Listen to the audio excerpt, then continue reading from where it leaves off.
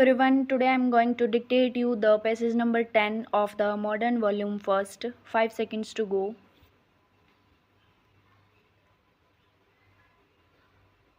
Sir, I am extremely grateful to all those honorable members who have participated in this discussion and made a number of very valuable suggestions.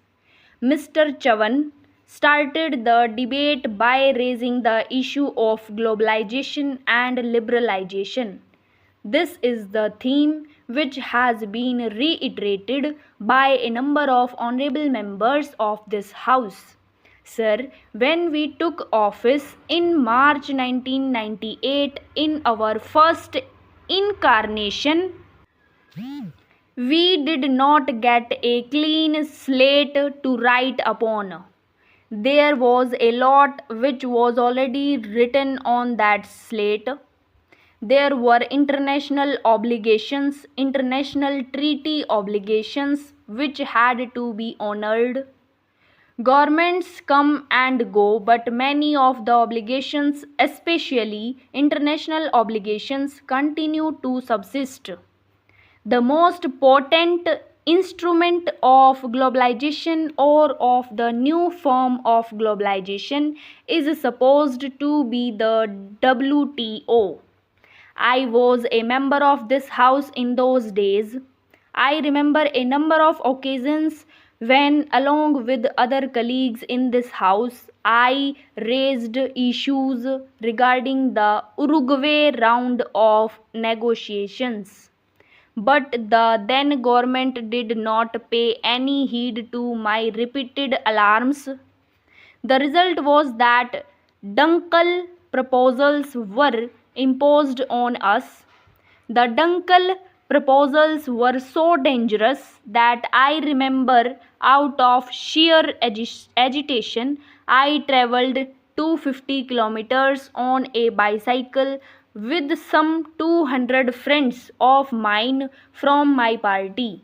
We stopped at every village, every marketplace, and every town on the way and told the people about the danger of the proposals formulated by Mr. Dunkel. But the new WTO treaty was signed and we assumed those obligations. Today we have been accused and we assumed those obligations. Today we have been accused of removing quantitative restrictions. We have been accused of opening up the economy of the country for imports from other countries. Sir, a reference has been made to 714 items from which quantitative restrictions have been removed this year. I would like to say that neither the government of the day nor the trade and industry of this country went into the details of the obligations that we were assuming.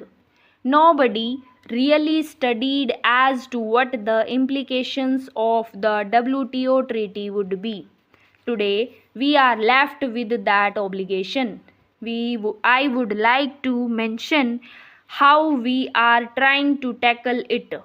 So far as the removal of quantitative restrictions is concerned, it is not a sin which has been committed by this government for the first time. There have been many occasions when these quantitative restrictions were being removed, but while we are removing the quantitative restrictions, it is not that we are completely unmindful or ignorant of the impact that it might have on the Indian industry, especially the small scale industry and the Indian agriculture.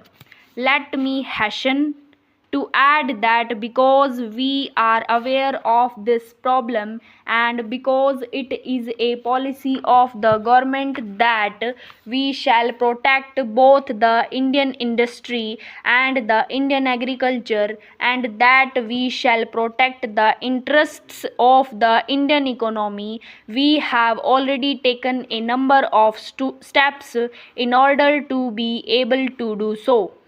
Sir, I would like to take the House into confidence and say that customs duty on all agricultural, horticultural, chicken, meat, and dairy produce was taken to the peak rate in this year's budget across the board. Sir, there is fair competition and there is unfair competition. Unfair competition takes place when goods are dumped into this country. I would like to take the House into confidence and say that despite a somewhat laborious process that we have in this country of imposing anti-dumping duties, we have so far imposed anti-dumping duties in about 105 cases besides the safeguard duty, which is also applicable in respect of certain items. Sir, it cannot be said that we have been found wanting in terms of action as far as protecting the domestic industry and domestic agriculture is concerned. I would like to once again reiterate that whenever we receive a complaint that any sector of our industry or any sector of our agriculture is being affected of our industry adversely by imports, we will be taking this step. Now, as far as globalization is concerned, our policy will continue to be to integrate with the rest of the world. It will be our policy to protect the interests of this country and not take any steps which will compromise the interests of this country. Now I come to the second important issue which has been raised by a number of our colleagues cutting across party lines in this house, and that is the issue of the 11th Finance Commission. Sir, we are all aware that the Finance Commission is constituted every 5 years under the provisions of the Indian Constitution.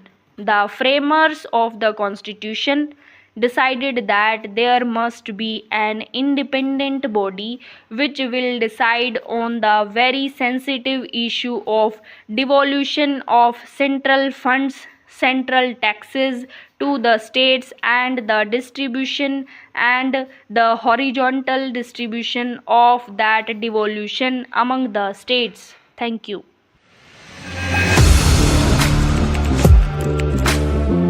Audio Jungle.